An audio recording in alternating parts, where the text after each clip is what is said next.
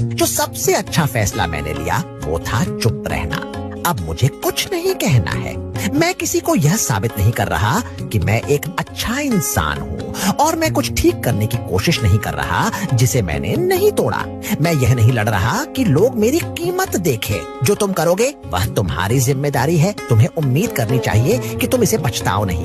मेरी चुप्पी में मुझे शांति मिली। अब मुझे खुद को साबित करने की जरूरत नहीं है, न ही मुझे वो चीजें सुधारने की जरूरत है जो मेरी नहीं थी। मैंने एक नई ताकत पाई है। यह एक शांत ताकत है। यह